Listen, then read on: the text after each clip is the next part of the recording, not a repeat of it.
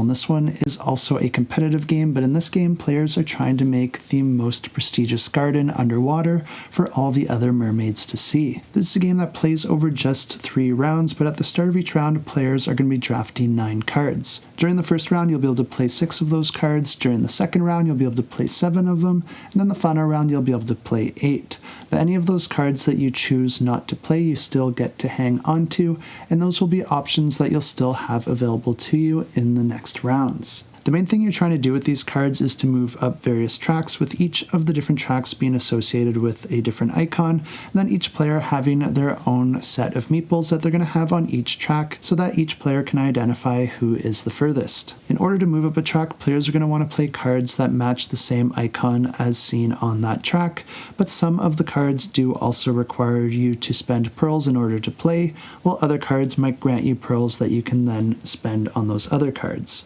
Each of the cards do also have different keywords on them, and some cards do have some special abilities that allow you to multiply the amount of actions you're going to get from any cards that you play in that same turn with a specific keyword. This means that in order to get the most out of your turn, you're going to be trying to draft cards that combo off each other really well, and this is why it's really important to keep in mind which cards you're not using for the current turn, because those will be options on a future turn, and when you're drafting, you might want to consider the cards that you already have and trying to consider your options of what might combo the best. At the end of each round, players are going to be gaining victory points based on how far they are up each of the different tracks, and then if you are able to reach the end of a track, you'll also be able to put your colored coral on the end of the board, which is also worth 10 victory points for each coral you have there at the end of the game. If this one sounds interesting to you, you can go ahead and check it out, and I will have it linked in the description down below.